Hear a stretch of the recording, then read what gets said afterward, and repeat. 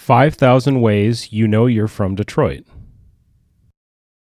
Such a pleasure to be here again at the Ann Arbor District Library with our guests from Windsor, from south of the border, Chris Edwards and Elaine Weeks, and their fabulous new book. And as a baby boomer, I was telling Chris that a book like this is just catnip for someone like me, because I love history and I come from Detroit, or close enough. I'm born and raised in Dearborn originally. And there are, of course, many books that gather images and recollections from the Motor City, but there has never been a book like 5,000 Ways You Know You're From Detroit. So please welcome the authors from Walkerville Publishing, Chris Edwards and Elaine Weeks. Chris, Elaine, come down.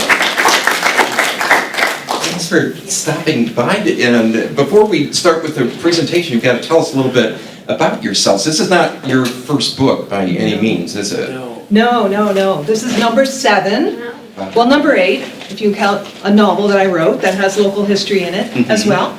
So our previous books have been centered around local history, Windsor focus, especially, but a lot of Detroit history would seep its way into the Windsor experience, of course. So, and we also publish books for people. So we've done a lot of books for other authors as well. And you're the owners of Walkerville Publishing? Yes, that's right. How long did this book take to put together, Chris? This is a coffee table book to beat all coffee table books. It's a hefty tome. It must have been just an incredible labor of love to put this together. Yeah, we like to say the book took a year, which is pretty fast, but it also took a lifetime.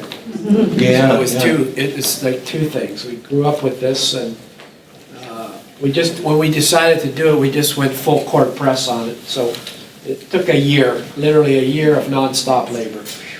Yeah. And as I mentioned, I've seen a lot of us, I'm sure, own many books, picture books about the history of Ann Arbor and Detroit, many of these by Arcadia Publishing, which you're probably familiar with. Yeah. But there are so many images in your book that I have never seen before, or that I haven't seen in 10 or 20 or 30 or 40 years. Where did you get some of these? What were some of your main sources for some of these photos? Well, when we were curating, we didn't want to do a book that was the same as all the other books, because what would be the point? And we started to notice a trend with Detroit books that you were seeing the same sort of imagery. And there was a lot of imagery about Detroit's ruins.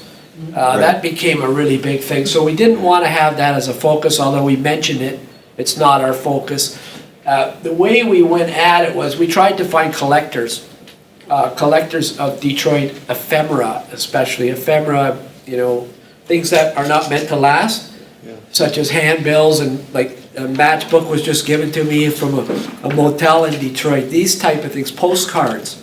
Right. So we curated a lot of that, and then we went really deep into the archives. The Walter Reuther archives are an amazing archive, over 1 million photos from the Detroit News alone, and then. Subsequent to that, now all the Detroit Free Press stuff is being dumped in there. And they're digitizing all of this, which is quite a miracle. And then you realize the Library of Congress archives are incredible. So I seem to have a way to find the rare and unusual photos. It's just a gift from doing this for over 20 years now. And some of them are our own photos. Yeah, as well. Too, because we've been around a while, so we'd come over to Detroit and area and take photos over the years, and so we were able to find some of them. We couldn't find them all, unfortunately, and we were able to determine that, some of these would be really perfect for the book. And as we said, we had a lot coming from contributors, but then we also did a book on Windsor, similar type of book called 500 Ways You Know You're From Windsor. And so some of those images went into this book because, as you'll find out, there's a real crossover. Sure. And you probably already knew this anyway, but yeah. Well, let's get rolling with the presentation. I might chime in with a couple of comments and questions, and we'll take questions from our audience a little bit later and do our book signing at the end of the evening. But take it away, Chris and Elaine. I'll step aside here. Well, thank you so much, Martin. Martin found the book. I don't know how you found it. I read a review somewhere, maybe the Metro Times, Detroit Metro Times might have had a review of it, I think. That might have been where I first heard of it. Yeah. And Martin called us, and he was very excited, and he said, can you please come to Ann Arbor? I think that was around December. Yeah, and we were going to do it earlier. Yeah, but we were away. we take the winter off, regardless of what happens, we go offshore. So we came back, and so we're really excited to be in Ann Arbor because we love Ann Arbor. It's really a great town. It's got such a great feeling to be here every time we come here. So we got a little bit of Ann Arbor in here too. So I'll just give you a quick background on us. We started this company in 1999. We moved back to Windsor. We were living in Toronto, and before that in British Columbia.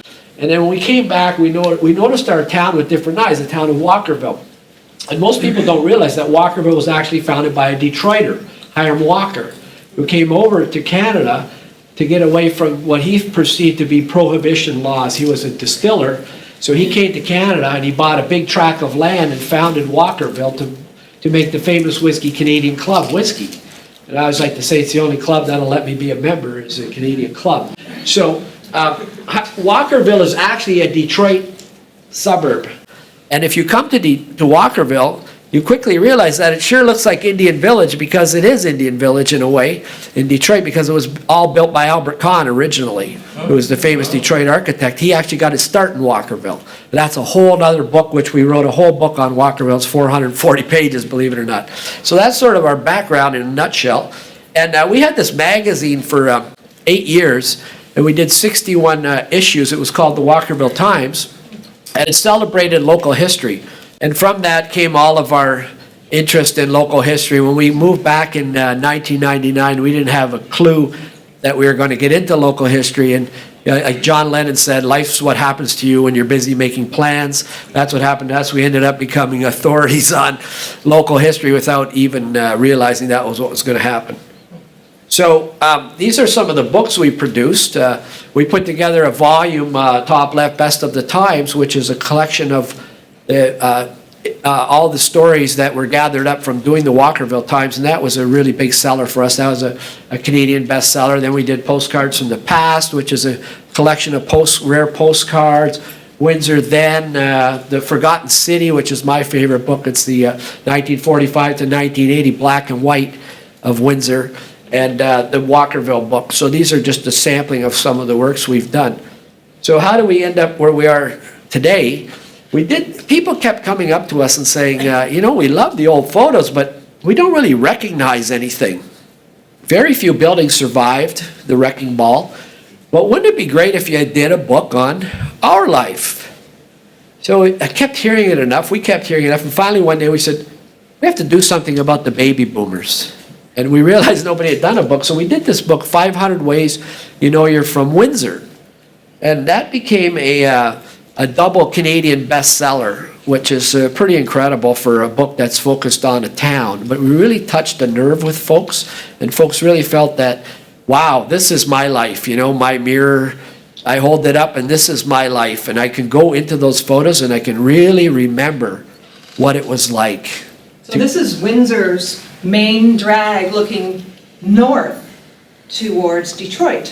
So you can see that's Detroit, way down on the end there. So when people drive into Windsor, they think Windsor's much bigger because of the optical illusion of these giant buildings. Meanwhile, no, not even our city. And then the other question we always get is, how come somebody from Windsor is doing a book on Detroit? Well, we always considered ourselves as South Detroit anyhow.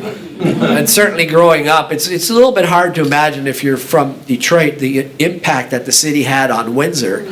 But all our media and all our music and all our sport, I'm a hardcore Detroit sport fan. I'm a hardcore Detroit music fan. I'm a hardcore Detroit culture fan. Elaine is as well. We go to restaurants in Detroit. We don't even dine out in Windsor. It's kind of embarrassing. So we really are this unique city that's only a mile away. And the shopping, of course. The shopping. Can't forget that. Oh, when we were kids, our parents used to bundle us up and go to Hudson's, and then you'd wear all the clothes, the 6 layers, as you'd sneak through the customs. And I don't know why they always turn the heater way up. Sweating profusely, But this was sort of our life in Windsor. So we decided to jump into this project after the success of the Windsor book. We mulled it over for quite a while because these projects are very time consuming. They're very expensive to produce, and they really are labors of love. And it's an intense thing to get yourself involved in. And we're about 8 months now into this one being published, and it's just we have a lot of fun, but it is a ton of work, and we're not getting any younger. We thought, should we do it or should we do it? And finally we said, okay, but then we did it. We said we have to go full bore. So the book's actually 480 pages and 1,400 photos, so it's a little bit insane. So really, we were looking at, look at that, I forgot even yeah. So the book has 1,400 images. I'm not going to parrot exactly what it says, but we did print it on really high-end paper so that it would not fade, and it's meant to be passed down. The way we wrote it, we don't have any real long pieces. It's meant to be picked up anywhere. You can start from, some people read books from the back, these kind of books, and you can pick it up anywhere and just start reading. A lot of small stories, in-depth, intense stories, and it's just a great ride. Every time we look at it. So we actually did this special collector's edition, which we didn't bring tonight. We were going to, but we were running. I won't get into all the headaches, but this is the special edition that we only have about 40 of them left, and this was meant for real collectors. And then the other thing that happened was I started to realize that there's a lot of people, especially black and white photographers, that took photos of Detroit, the sort of the gritty Detroit, not the beautiful postcard Detroit, but the real people Detroit photos. And literally without exception, we ended up having, I think, over 20 photographers contribute, but some of them contributed very heavily. They opened their archives up to us and just gave us the photos, which was really rewarding. Such people as Lenny Sinclair, who's very well known as she lived in Ann Arbor for quite a while actually, and then other lesser known photographers such as Tom Haggerty, who lives in Florida, but took a ton of photos in the 60s, 70s, and 80s in black and white, such as Tom's Tavern there on the right, the old shack, which is still standing miraculously. It's had cars run into it and all kinds of things. And or the picture of the gentleman standing in front of the factory, that's Tony Spina of the Detroit Free Press, who is an award-winning photographer and emulating the great works of turning the worker into the hero, which we love that thing as well. So we were really very grateful to have all these photographers contribute. Yeah, so we like to always do this little test. Is everybody here from Detroit? Who's from Detroit in the crowd? So we have ways to tell you're from Detroit. Yeah. You might know how to pronounce it. It might not be right, though, but you know how to pronounce it. Yeah.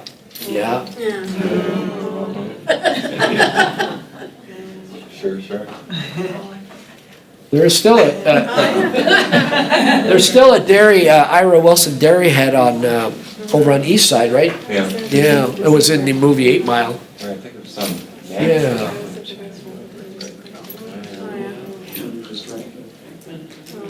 You see, there was a piece in yesterday's Detroit Free Press. A guy found an old bottle of Werner's Pop in his house when he was doing some renovating, and it was from when Werner's still used an apostrophe in its name. And this guy thinks it's from probably I think it was like the 40s or 50s. Oh, wow. And it still had the pop in it. Yeah, it was I wonder what that's like. But it's still. I don't think it ages well.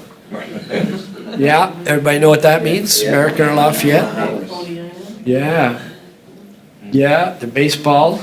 And the Michigan left, which I've not seen that in too many places.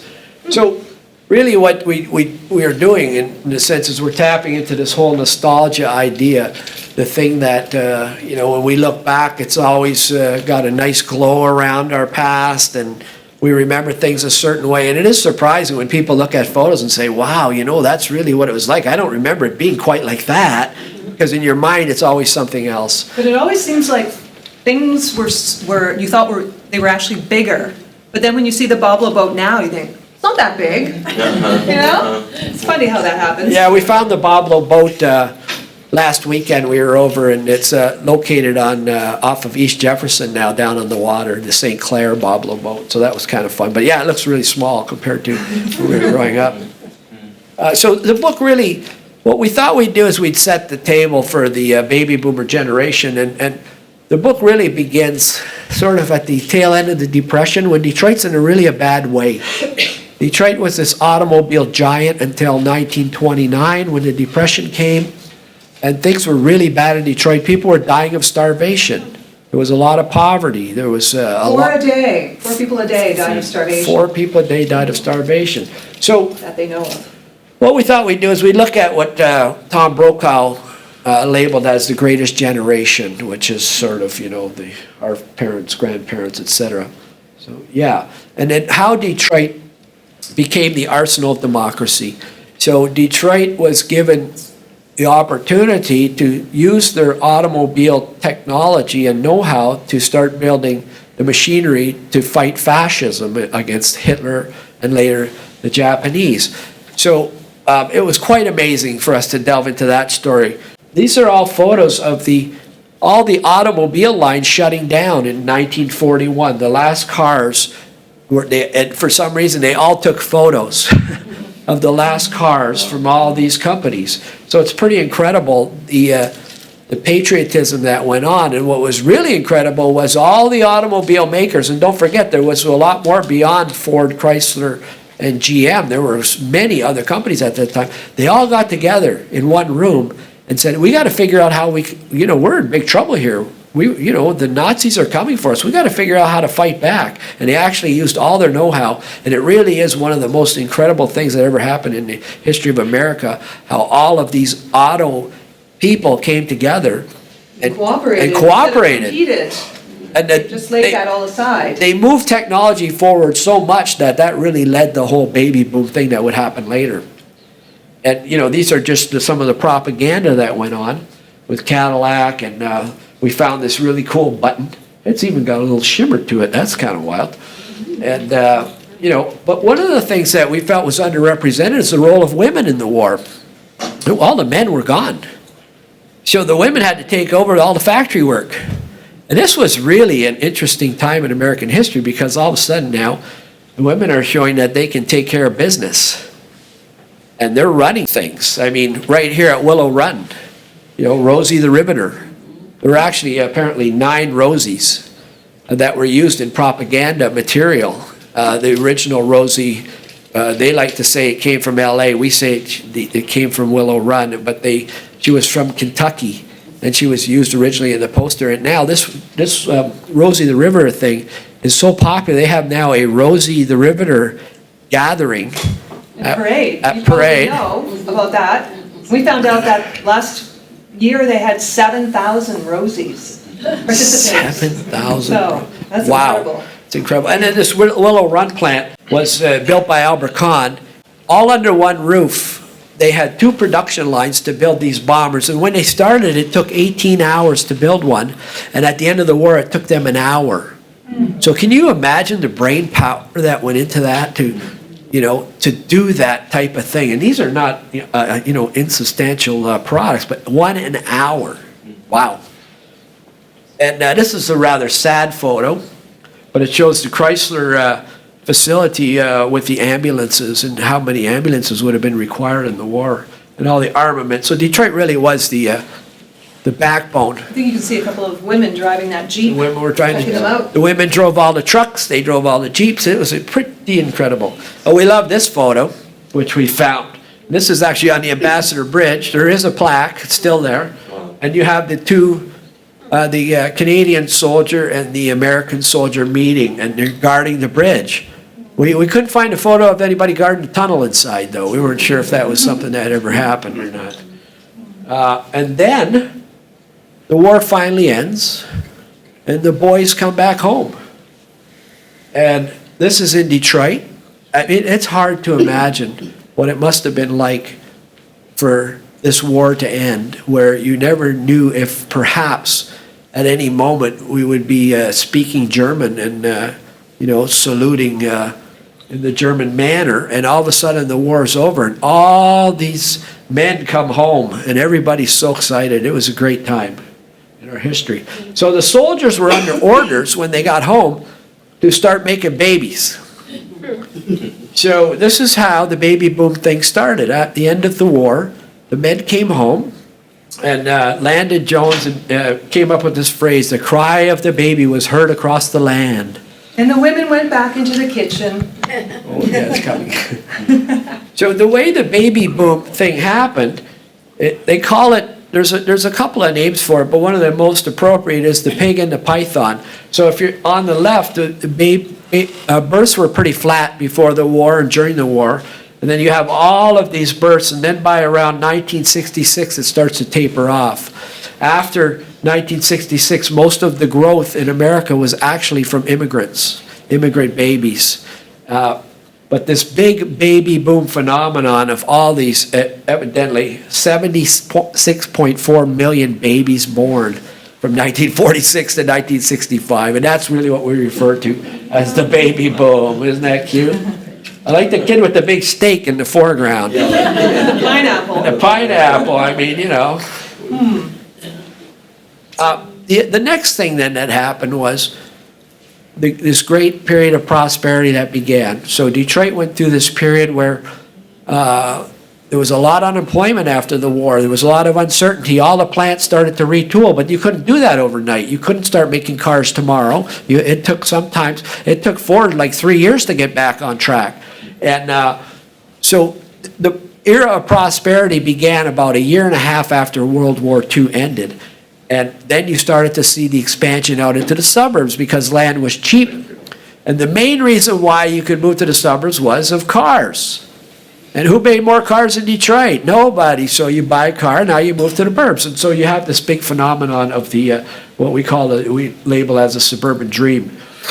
And the sad part was that women were forced out of all of these jobs when the men came back, and the women were very competent, by the way, and they were managing very well, thank you very much, and they were told to go back in the kitchen, start making babies, and what would come out of all of that was this great frustration amongst women, which led to a lot of the women's liberation movement that said, you know what, I'm sick and tired of it. This is not what I had in mind, especially women that desired to be educated. And we saw a big shift in the 60s when people had had enough of all of that. And, dreams unfulfilled, these very cliched advertising, about the perfect mom and, your perfect house and the perfect suburb, et cetera, et cetera. So we look at that and we say, wow, there was a lot of change that was going to come. And the other thing, and Elaine can talk about. Well, the really amazing thing is that until after the war, Second World War, there was really no such person as a teenager. There were children and then there were adults, and there was maybe a little bit of something in between, but not the name teenager. Nobody ever had used that word.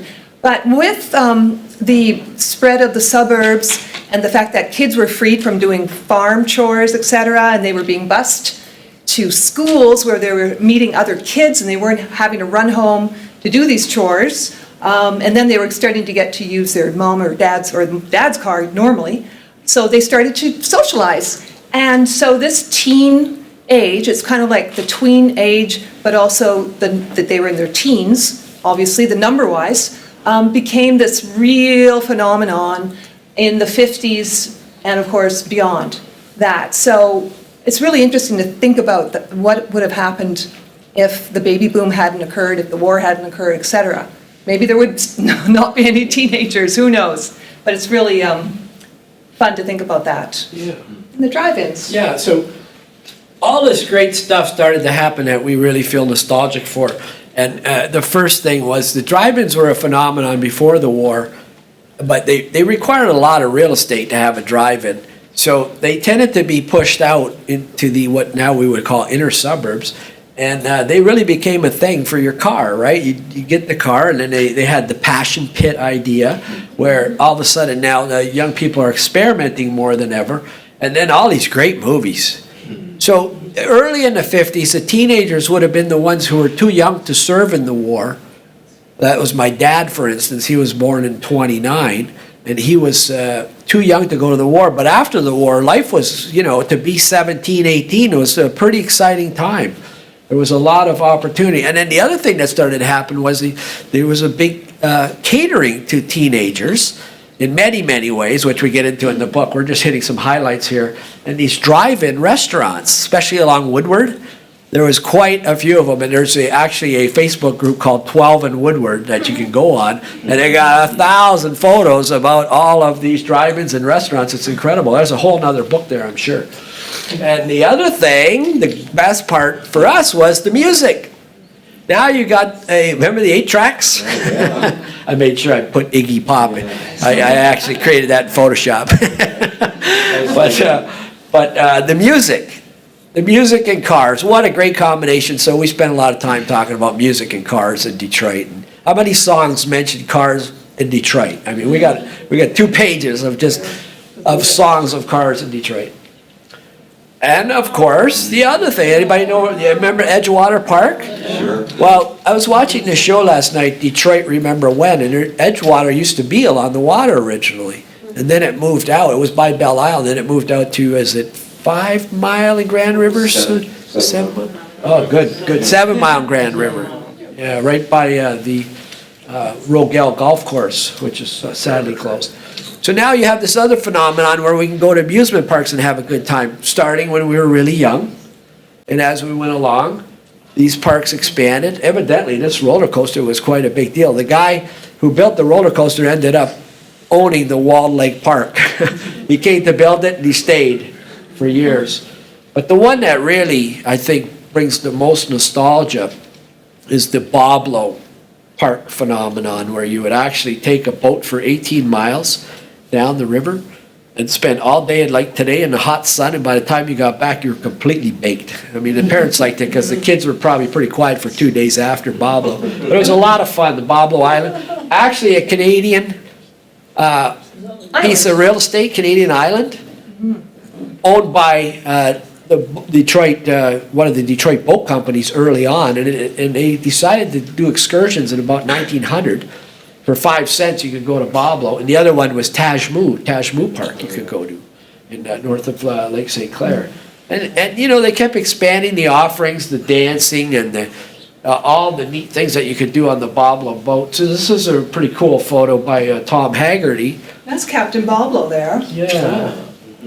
Just had enough sense to have a black and white camera. How many of us went on the Boblo boat and never took a photo? I know I didn't, but he had enough sense, and so that was great. The other thing was the state fair, and what a thing that was. The state fairgrounds as a kid, you go in there, like it was just a fantasy land.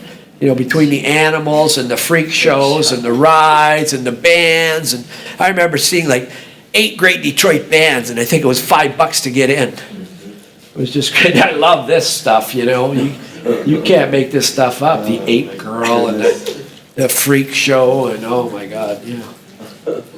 And one of the places that's now enjoying a big resurge is the Belle Isle Park, now that it's been run by the state. And we didn't have the budget. We wish we had had more budget for this because we financed all of this ourselves.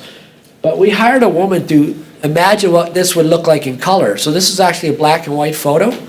And she imagined it in color. And what I really like is she actually did the Uniroyal sign in the background where that big Uniroyal plant used to be. And just the cars and the colors and the way and that's evidently the color of the sign. So how she found that out, I don't know. But that's, you know, Belle Isle had a zoo, had a golf course, had a beach, a yacht club.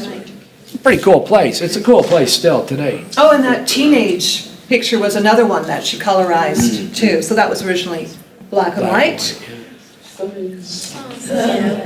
You know, this is a funny story. Give you the quick version. They thought they'd shoot one episode at the zoo. Channel 4 had just purchased a mobile production truck. So they said, well, let's try it at the zoo. And Sonny Elliott said it had 2 things that everybody loved. It had animals and kids. And I think the show went on for 20 years from a one-time experiment. And the soapbox derbies, we don't hear much about that, but as a kid, this was a pretty big deal. You know, if you won, you went down to Akron to the Nationals. Anybody hear a soapbox derby? No soapboxes? Nobody? Yeah, we always made our own, but we never got to this level. And they were only allowed to spend $10 on them. They weren't allowed to have any sponsors or anything. The rules were quite strict. The reason why the soapbox derbies fell out of fashion is they had a big scandal, a cheating scandal. And after that, it sort of lost favor. And anybody know where this park is by any chance? No. That's Rouge Park. And Rouge Park's got all those swimming pools. I mean, we have to remember in those days, I didn't know anybody who had a pool.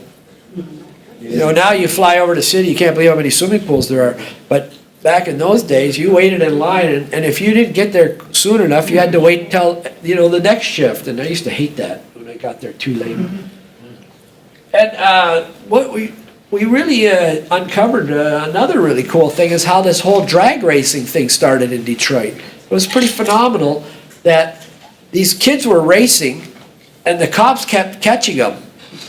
And, you know, what are you going to do? Take their license away? So this cop came up with this idea to build the course. The course was actually built. It was a GM plan. I don't have the actual fact in my head, but it's in the book. And there was a road that was perfectly straight on the way to this GM plant, just in the inner burbs. And he asked GM if they could turn it into a racetrack. It was 1 mile It was long. exactly 1 mile long. It was perfect. So GM agreed. The cop supervised it, and if you had a ticket, you couldn't race for 30 days. So all of a sudden, all the street racing dropped off. And then that led to the opening of all of these racetracks in Detroit. But before that, it wasn't even a concept that you could have racetracks. So it's amazing, eh? One story leads to another. And, you know, you wouldn't be writing a book about Detroit without talking about the cars. So what we did was we did a little bit of history on the unknown and lost names of car makers. But believe it or not, that is the production line for the Corvette Stingray. 1955. How great is that? Wouldn't you like to have one of those right now? Probably $100,000, I would say, for minimally. Yeah, so after the war, the automakers retooled, but it took a while. So they started putting cars out that were looking a lot like cars before the war. They tried to promote all this great stuff, but they really didn't have the research centers up to speed as they would have because of the war effort. So the cars look kind of clunky at the end of the war. If you'll notice that yellow Buick, that looks a lot like the Buick of 1941 when they stopped production. But then something really cool happened. The 50s happened. And automobile makers really, really built the cars that we all dream about. The Detroit Steel, that Eldorado Biarritz, that 1959 Eldorado Biarritz is a land shark, man. That is a car. You know, that was like, when they built it, look at the fins are as high as the front windshield. I mean, that's a car. And then, you know, the T-Bird, and later on the Mustang and that GTO. And that Chevy, the Chevy Bel Air was what was considered the first ever muscle car. That was the car that had the first big V8 engine in it, that as soon as the boys got their hands on it, that was the car, man. And that really set the tone for all the muscle cars after that. Probably not well known. Well, we love the Futuristic cars. the future. Harley Earl, we found out about Harley Earl. He worked at the Argonaut Research Center next to the Fisher Building. And if you've ever been in there, that is one cool place. And they came up with all these spaceship cars. It's pretty amazing. The one on the top left is the original Batmobile. Wow. That was built by Ford. And I think the one on the top right might have been inspired by the Jetsons, or perhaps it inspired the Jetsons. We're not quite sure. We're not sure, yeah. You want to talk about Betty? Oh, yes. Anybody know about Betty? No. No? Oh, wow. She was an incredible woman who was many things, including a stunt pilot and also a car racer, I guess. Yeah. But she was discovered by, I believe it's GM, to become their first ever female test driver. And because she already had this amazing reputation, and she was always in the paper, she was always doing some daring, feat in the sky, that she became a really excellent spokesperson for GM. And she ended up retiring and moving to Florida, and she was driving her red Corvette until she was in her late 80s, until she passed away. So quite an amazing woman, and we were really happy to find this photo. We didn't know a thing about her. We just knew her name, looked her up, and lo and behold, that's her story. So I'm at this guy's house and I'm looking through his archives and I find this photo and I scan it. Happen to have her name on it. If we wouldn't have had her name on it, we would have never heard the story. And thankfully now you have the whole Google Wikipedia thing, which really kind of answers a lot of mysteries. We look at the story of Walter Reuther. We had to give credit to Walter Reuther because we were in his archives so much that they used the money. And this famous photo of the bridge at the Ford Rouge plant, where they look like these guys are their buddies on the right, but the guys on the left are ready to beat the living daylights out of them, and it's a very famous story. So we just kind of set the table for the whole union movement. And this is actually, now I'm not going to remember his first name, Fitzsimmons. He was Jimmy Hoffa's, what's the word? He was the guy that took over command when Jimmy Hoffa was imprisoned because of fraud or whatever it was, and yeah. So when Jimmy got back out of prison and was pardoned, and he wanted to take over again the reins, but Fitzsimmons really kind of liked being in charge, and he had other ideas. So he said, no, I'm going to carry on, and too bad for you. So this is Fitzsimmons' car in the Nemo's parking lot. Nemo's Bar. Yeah, Nemo's Bar parking lot. Yeah. While he and his son were inside having drinks, and then all of a sudden this, gigantic explosion, and this was all that was left of his car. So there's a rumor that it had something to do with Jimmy Hoffa, and subsequently, 2 weeks later is when Jimmy Hoffa disappeared. So, kind of an interesting coincidence. Yeah, one thing leads to another. And then just a tribute to the auto worker, because Detroit is such an auto town. And I just love this iconic photo of the guy. There was a Canadian photographer called Karsh, and he was hired by Ford. And he did a series of photos where he did the auto worker as a hero. And we love that idea because, that's what he looks like. And then the whole shopping experience. Love this photo of downtown because there's the shopping. That was our shopping mall. Living in Windsor, if we could take a bus for 5 cents to downtown, it would drop us off at Hudson's. That thing went like every 15 minutes. So I always said it was the cheapest ticket out of town. And we used to go drop right off in Campus Martians, but there you see Hudson's, Kearns, Sam's, and Crowley's. Those are very famous names, and you know what? Not one of those buildings is standing right now. How sad is that? Just how much life there was downtown. Meet me at the Kern clock. Yeah. That was an expression that was used a lot if you got lost because there were so many people downtown. I love the cutaway of Hudson's. So we spent some time on Hudson's. This was done for Look magazine in 1958, where it kind of looks like an ant colony, but some of the 450 departments that were in the Hudson building. Yeah, the world's biggest flag hanging off, very patriotic Hudson's. And the parade, of course, and the puppets. But of course, the biggest thing was Santa coming at the end of the parade and getting on top of the, what's the thing called over the entrance? So there's a name for that. Facade? It's not a facade, it's like, it has all the lights on it, it's not a marquee, but it's like that. And Santa would be up on top, and all the kids would go crazy, and it was all designed to get us up to that 12th floor of Hudson's, so that we could, spend some money.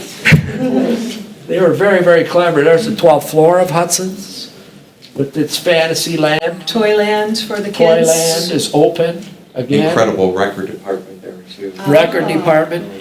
And how about the kid looking at the mannequin and the quiet hallways of carpeting, where you would really feel sophisticated walking around. And then one day, that was it. Like most of our baby boomer stuff, this has all gone to dust. It went boom. It went boom, baby Literally. boom. In Yeah. 1998, October, and it was right at it was detonated at the exact time that Hudson's would normally start closing at 5:47. 547. Yes. Very good. Yeah. And then, of course, all the places we went to. That's Carl's Chop House. He used to hang all his own meat, cure, whatever you say. Yeah. And the different venues in Detroit. There's a short-lived Playboy Club on Jefferson Avenue. famous Joe Muir's restaurant, and they just tore that thing down one day. I couldn't believe it. I love that restaurant so much. I mean, it was like a thrill. And there's your debate. Are you on the left side or the right side for your Coney Islands when you go downtown? I just love this photo because there used to be so many diners in Detroit. All of these great diners. I think Dooley's is one of the last of the old diners. And that's quite the interesting motorcycle gang, Mad Dogs, Detroit. You can't make this stuff up. This is, yeah, and then all the entertainment district downtown, the Adams Theater, and we were lucky enough to have Michael Hedges. Is that his name? Michael? Hauser is the. We'll just say Michael. But all the various theaters. At one point there was 150 movie theaters in Detroit itself, not counting the suburbs. 150 theaters and bars. And this great Stone Burlesque. I got in touch with the grandson. Stone Burlesque used to be on Woodward, and it became really popular during the war because of the shift work. The men and the women. They would go in, and it wasn't just burlesque, even though it looks like it. They'd show a lot of cowboy movies, and they had a lot of different entertainment. What a cool, that doesn't even look like it should be in Detroit, does it? It's just really great. New York. The Michigan Palace, and how it became a parking lot. This is one of the few instances where we actually talk about the ruins of Detroit, because you can actually drive into this building and park your car. Where I used to see all the great bands, 4 bands for $1, 99 cents that WABX used to put on. I mean, that was just so great when that happened. And of course, you're not going to talk about Detroit without talking about the music. So we spent a considerable amount of time. That's a great photo by Lenny Sinclair at the Grandy Ballroom. This guy, Barry Gordy. Might have heard of him. Yeah. So Elaine researched Barry Gordy quite in depth on him. Yeah, I mean, we all know Motown, but I was curious about how it came to be and how they created the Motown sound. And, it almost, you probably know this, of course, but, Motown almost didn't happen because Barry was kind of a ne'er-do-well. He was always trying different things and ended up very frustrated. A lot of kids in his family, I think he was number 7, but he kept thinking, I'm going to do something. So then he met up with, is it Marvin Gaye or Smokey Robinson?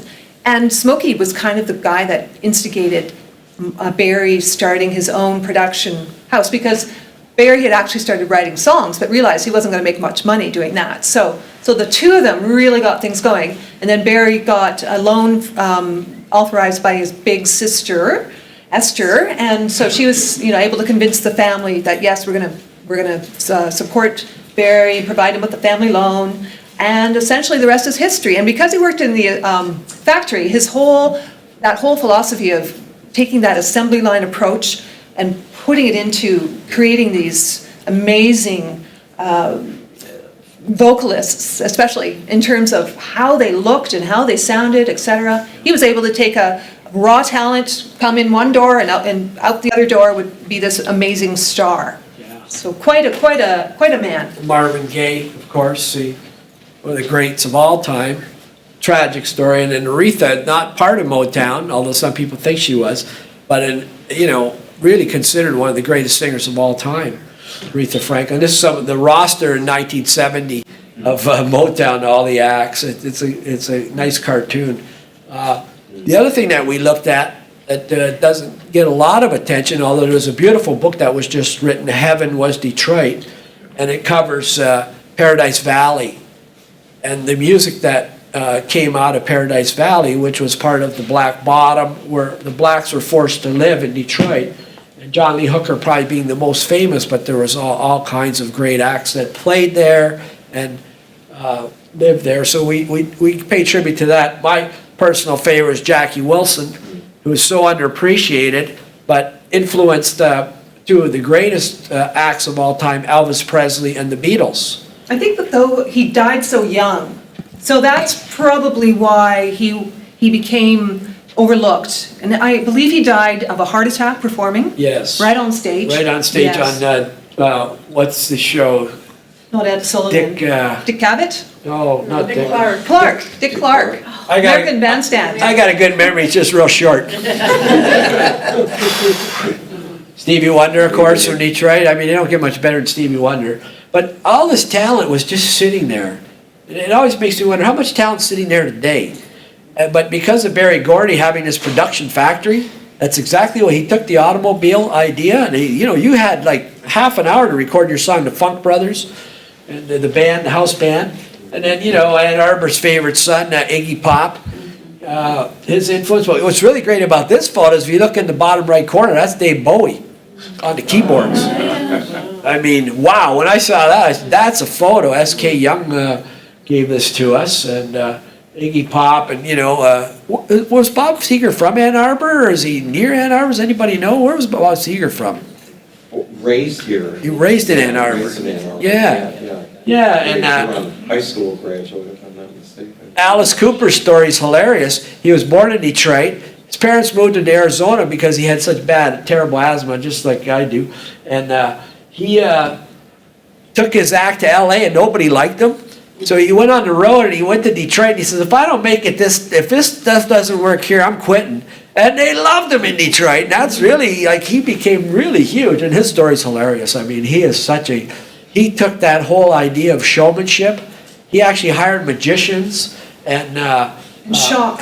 theater. Theater idea. And really, the Grandy Ballroom. I mean, there's a beautiful book written on the Grandy Ballroom. We can't pay it much justice in a book like this, but we were able at least to find this iconic photo of the Motor City 5, the MC5, which, by the way, I guess they're called the MC50 now, this year? Yeah, the 50th anniversary. They're going on tour, the remaining members.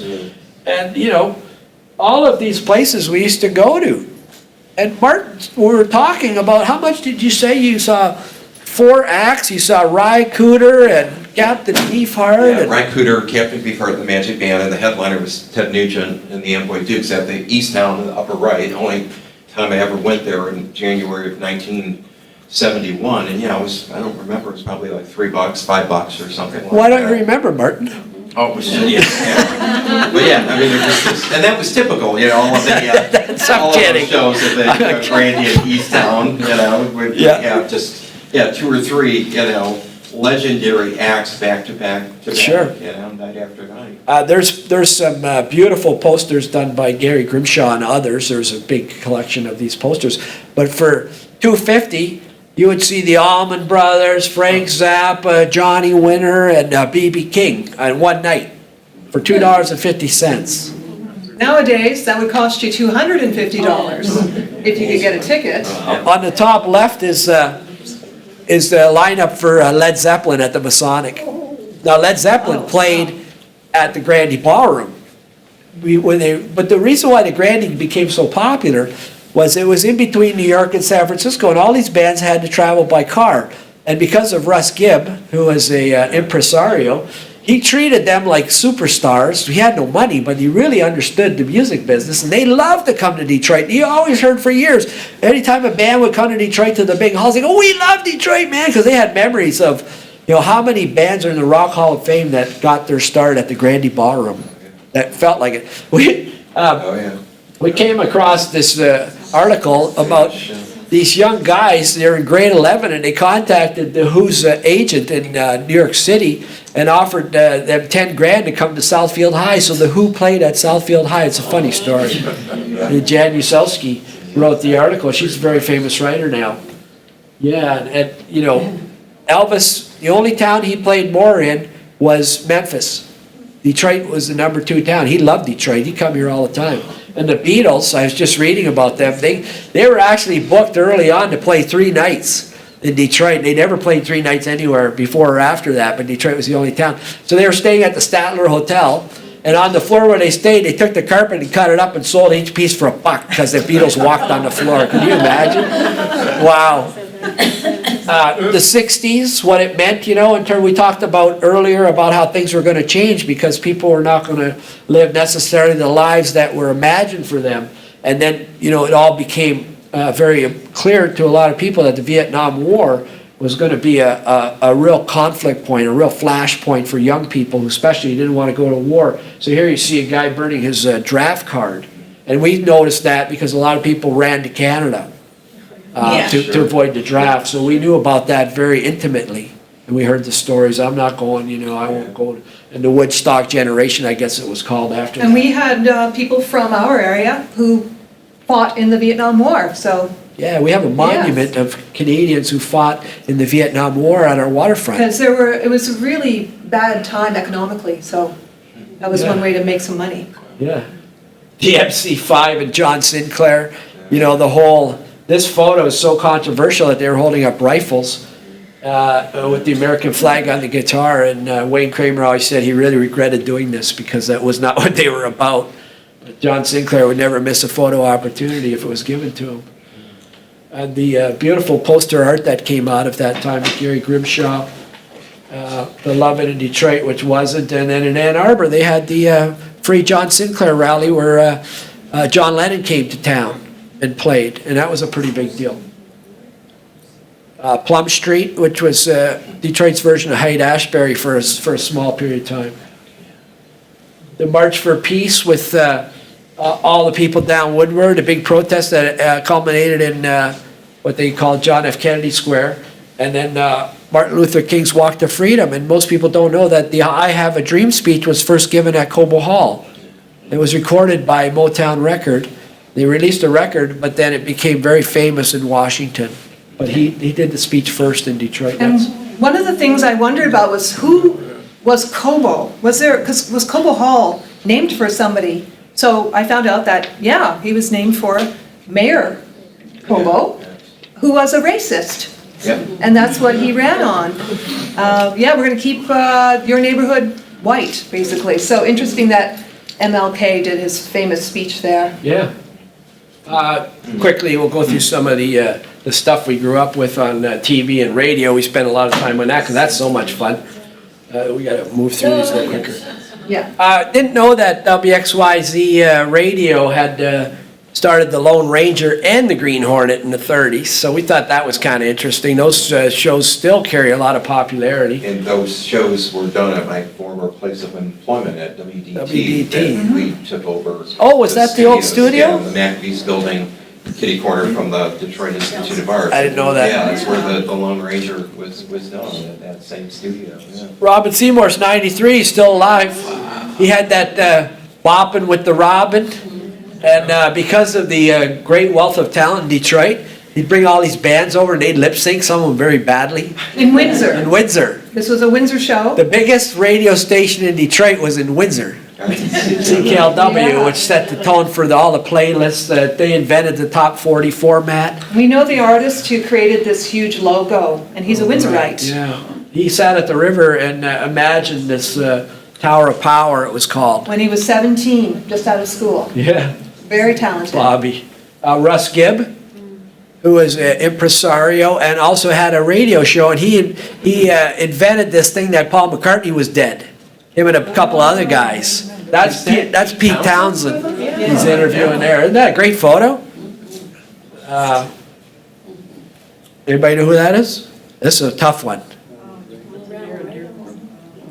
Who's the guy with the hat on the left? Anybody remember Sagebrush Shorty? Oh, yes. Sagebrush Shorty and the big stove. Yeah, by a mile. And Or the spirit house?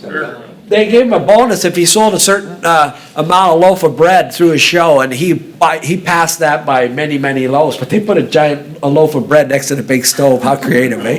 Love that photo. The TV characters we grew up with. I think it's Captain Jolly, Poop Deck Paul, Captain Jolly, Milky the Clown, Jingles. Johnny Ginger, and Bozo. What a great photo, eh? Soupy Sales, Bill Kennedy, with Mary Morgan.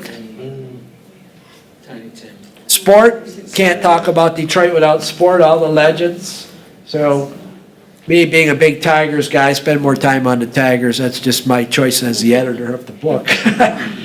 But, how much I still miss the stadium, even though I like the other stadium. But guess what? They're playing baseball on that site again. They just opened this year. The 68 team, the team that brought the city back from the brink of disaster and brought people together. Last time the Lions won a championship. This joint, the Olympia, all the things that we saw there, oh my God, it was wrestling. There were horse events, there was ice capades, there were, boxing matches. It was quite a... Not to mention ice hockey. And they even played hockey there. How about number 9? I think the greatest hockey player of all time. We could argue about it, but he was Mr. Hockey for sure. Joe Louis, greatest boxer of all time. Most people agree. Muhammad Ali even had to agree at the end that he was the greatest boxer of all time, the hardest hitter. The superstars of wrestling before that became a thing. Dick the Bruiser and Alex Karras had their big fight at the Lindell Bar. Bobo Brazil, and oh my God, Dick the Bruiser was actually the promoter. I didn't know that. He owned the franchise and he promoted it all. The Lindell Bar downtown, the Boutsikatis family. We met the son. He wrote a couple of really interesting stories about the adventures of the Lindell Bar. The streetcars, how they disappeared in 1957, I think. There's one streetcar left evidently in the area, and somebody just located it in Mount Clemens. It's sitting rusting away. It's kind of sad. The train station, I don't know if anybody remembers the old train station down on 4th Street. The Grand Trunk, thank you. It was there, I just couldn't find it. That beautiful clock in the Grand Trunk. What's that movie of the little kid, And Hugo. Hugo? Similar scene. This thing, which still stands, and it really was a symbol of Detroit's downturn for a long time, but we heard Ford just bought it, and they're going to turn it into a research facility. They're going to put, how many people could they put in there, and what's that going to do for Corktown? Wow, is that going to be great. Anybody remember the Aquarama in the 50s and 60s? You could cruise up and down the Great Lakes, and it actually had... The Cleveland. Thank you, yeah. Wasn't it a World War II ship or something originally? Could be. Something. It was too big for the river. The Montrose, when it sank under the bridge, we went to the Westcott Company. There, they have their own postal code. They deliver mail to all the boats as they go by. So I said, well, how are you guys surviving? And he said, we're doing very well thanks to Amazon. All these guys on the boat are ordering on Amazon Prime, and as they go by, and I was in there, and the warehouse is just stacked with Amazon boxes. Honest to God, who knows, in life, what works and what doesn't. What year was the mantra? 61? 60, Early 60s? could be, yeah, we'll go with that. Ice fishing on the lake. I mean, wow. I don't see any cars. We used to drive our cars on the lake. The fireworks on the river started by Hudson in 1959 as a way to celebrate the two nations next to each other. Still going on today. Well, not today. It'll be in a couple of weeks. For Detroiters, you never went to Windsor. You always went to Canada, right? We never would say that. We'd always say we're going to Detroit. But you were always going to Canada. Yeah. Maybe it was that damn sign. I think it was the sign. That's right. But what a cool shot from the 50s, eh? It's very cool at the tunnel. And the bridge, you used to be able to walk across the bridge till well into the 60s. I remember walking across. That was shortly after it opened in the... For the 70s? 1928. Thank you. So that's about 1929 there. Yeah. How about this place, eh? Does anybody remember the one on the river? That's going back a ways in time. And they had somebody told me they had the most extraordinary gnome room you could go in, and there were all these gnomes. And they were not exactly really pretty. They were actually quite fierce looking. And as a kid, I was like, not sure if I was terrified or fascinated by the gnomes. And these are all made in Detroit things. We have a nice chapter on made in Detroit. Couldn't get them all, but we tried to get the ones that really pushed the buttons for folks. Sanders ice cream, the bumpy cake and the red pop and the Stroh's. The Stroh's story, what a sad story, how that demise of Stroh's, but for years, it was a great brewery. The whole story of the first shopping mall in the world was Northland. What a story. Yeah, developed by Hudson's. Yeah. Yeah, wow, that's a great story. The icons, Detroit has some great things. We always like to say, big tire, big fist, big stove. Oh, sorry, I'm one ahead. The rotunda, Albert Kahn designed this for the World's Fair in '39. And he was tired of all these modernists that they were saying, Albert Kahn, he's so traditional, he can't do any modern things. this thing was incredible. It was designed like a gear, and it was just phenomenal. And he didn't really build it with it in mind it lasting. So when Henry Ford loved it so much, they moved it. And what they should have done was reproduce it, because it was made out of very flammable materials. So that's how it ended up catching on fire. But if they would have rebuilt it, they could have made sure it wouldn't have caught on fire.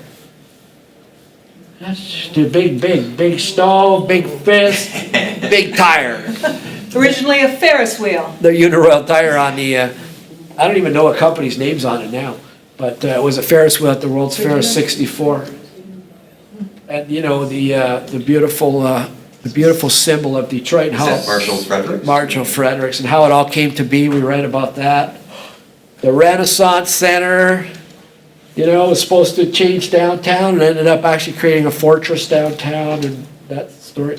And, you know, the big thing for baby boomers especially is what happened in 1967 and how it really influenced us.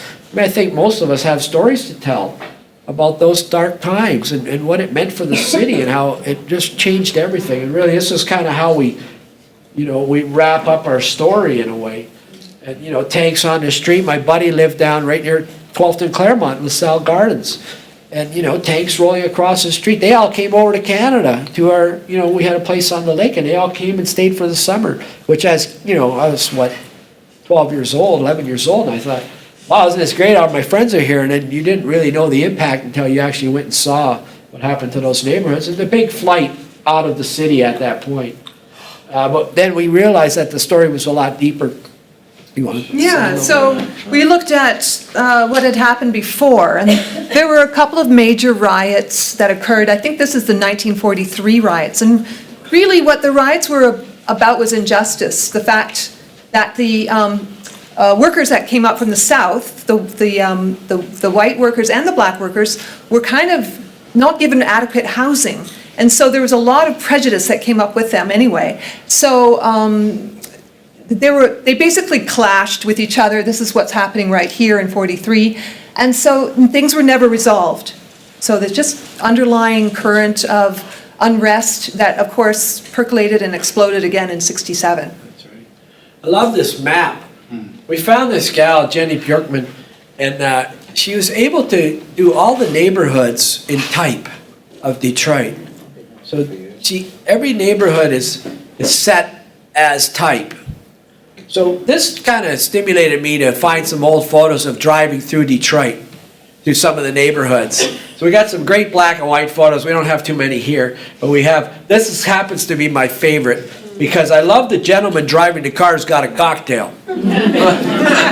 Okay? And I don't know what the guy with the little, are they going to a wedding, you think? I mean, he's wearing a boutonniere and they're all dressed up and the joy in the face. And we think that's during the 1980 Republican Convention. We're not sure. And the people in the background, I mean, that's just Detroit to me in a nutshell, man. And Elaine and I have been driving around Detroit for years taking photos of signs. I love old signs, so we do quite a few pages on signs of places you might remember. Mike Ilitch, eh? What a guy, you know.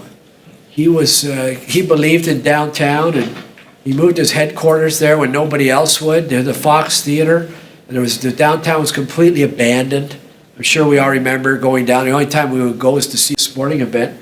And he really believed it, you know, and he put his money where his mouth is. He was a controversial character because he did tear down a lot of buildings as well. But we like the Mike Ilitch story a lot, how he started he was a baseball player. He never made it to the pros, and he was down in the South somewhere and tried a pizza, and he loved the idea of pizza, and he came back and his wife, and they opened a pizza shop, and next thing you know, you got this great franchise, Little Caesars, and all they've done for downtown now, the sun. Always remembering the motto of the city of Detroit. The city of Detroit is that we hope for better things.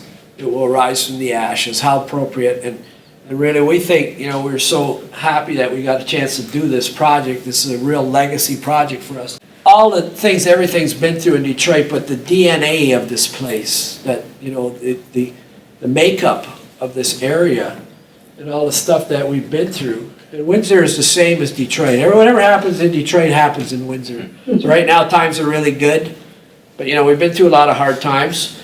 But, we're resilient people and smart people, and we really thought that we'd pay tribute to that in this book and highlight all the great things that we all lived through. So that's really what it's all about. And if those folks are interested, we're going to sign them. We put them on special tonight. They're usually $50, but we got them for $40, which is a pretty good deal. And for us, it's a real honor to be here tonight and to speak to you all about our project. Beautiful presentation. Chris, Elaine, thanks for coming tonight.